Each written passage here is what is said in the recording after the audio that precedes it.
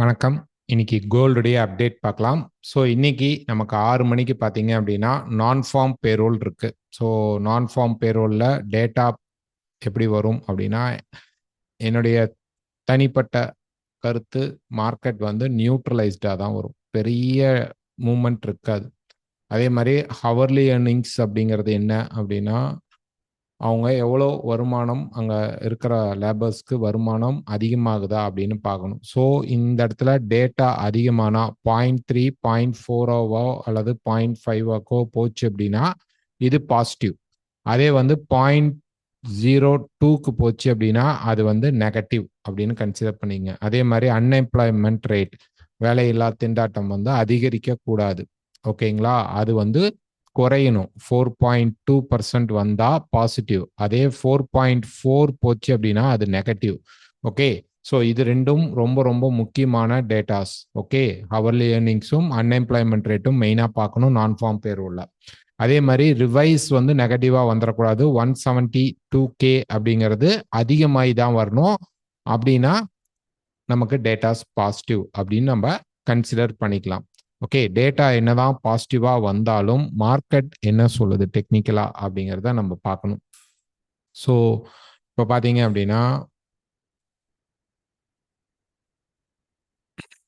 நம்ம வந்து நேத்து மார்க்கெட்ல பார்த்தீங்க அப்படின்னா என்ன எதிர்பார்த்திருந்தோம் அப்படின்னா, பிரைஸ் வந்து மேலே போயிடும் அப்படின்னு தான் லைவ் மீட்ல சொல்லியிருந்தோம். ஸோ 3990க்கு மேலே மார்க்கெட் என்ன பண்ணணும், க்ளோஸ் பண்ணா மார்க்கெட் மேலே போகணும், ரீட்ரேஸ்மெண்ட் அப்படின்னு இல்லை. பட் இப்போ என்ன கண்டிஷன் என்ன அப்படின்னா, மார்க்கெட்ல 2 முக்கியமான கண்டென்ட் இருக்கு. என்ன அப்படின்னா, இந்த இடத்துல நம்ம வந்து ஒரு ட்ரையாங்கிளை எதிர்பார்த்தோம். ஓகே. இந்த இடத்துல நம்ம ஒரு ட்ரையாங்கிள் எதிர்பார்த்தோம். அது பிரேக் ஆகி ரீடெஸ்ட் ஆயிட்டு இருக்கு. இந்த ஹையை மார்க்கெட் திருப்பி உடைக்கும் போது இது ரேலிக்கு போக சான்சஸ் அதிகமா இருக்கும். கரெக்ட்.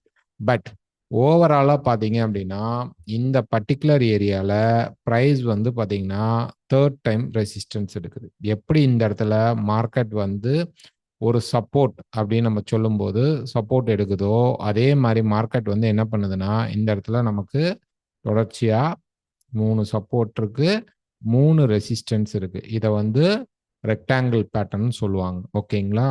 ஸோ பிரைஸ் வந்து ஒரு இடத்துல நல்லாவே கம்ப்ரஸ்ட் ஆகி நின்றுட்டு இருக்குன்னு அர்த்தம். ஓகே. பட் நமக்கு வந்து ஆல்ரெடி இந்த இடத்துல ஒரு சின்ன ஃபாலோ அப் மார்க்கெட் கொடுத்ததை இப்போ வந்து ஒரு பெரிய ஃபாலோ அப்ல கொடுக்கலாம். இப்போ என்ன எதிர்பார்த்துட்டு இருந்தோம்னா பிரைஸ் வந்து இப்படி கீழே வந்து மேலே போகணும் as per ஸ்விங்.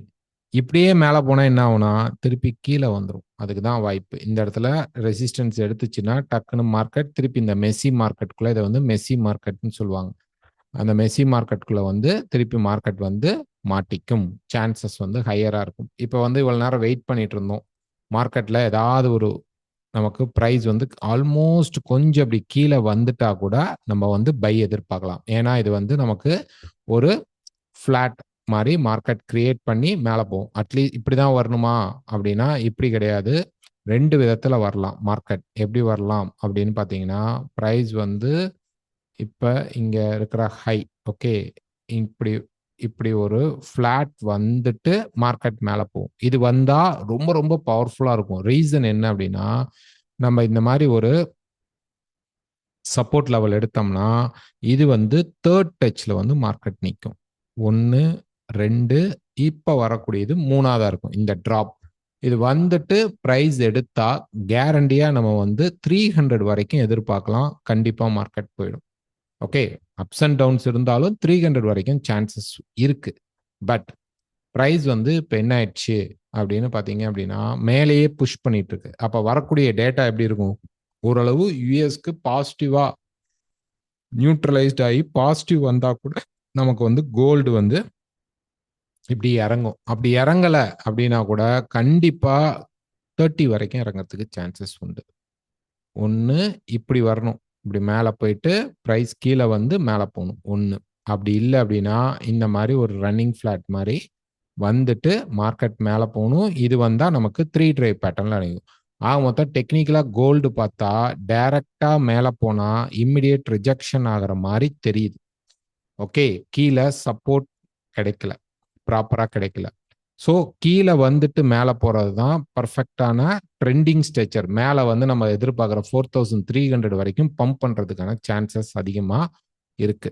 ஓகே, அதனால டேட்டா வந்த உடனே மார்க்கெட் கீழே வந்தால் எனி பை செட்டப் கிடைச்சா பை எடுங்க. கண்டிப்பாக ஸ்டாப் லாஸ் யூஸ் பண்ணி எடுங்க.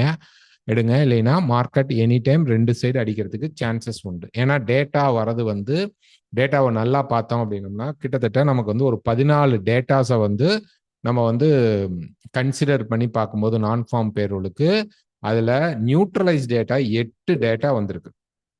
ஓகே, 3 டேட்டா பாசிட்டிவாகவும் 3 டேட்டா நெகட்டிவாகவும் வந்திருக்கு.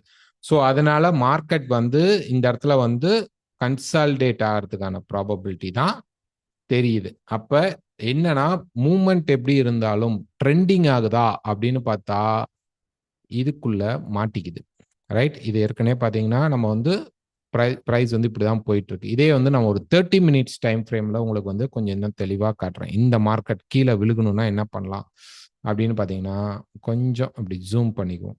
இந்த 30 மினிட்ஸில் நடந்துட்டு இருக்கிற இந்த பார்ட்டை மட்டும் நம்ம எடுத்துக்கலாம். ஓகே, இப்போ போயிட்டு இருக்கிற மார்க்கெட் இது வந்து பர்ஃபெக்டாக பார்த்தீங்கன்னா ப்ரீவியஸாக இந்த இடத்துல 2 சப்போர்ட் எடுத்துச்சு.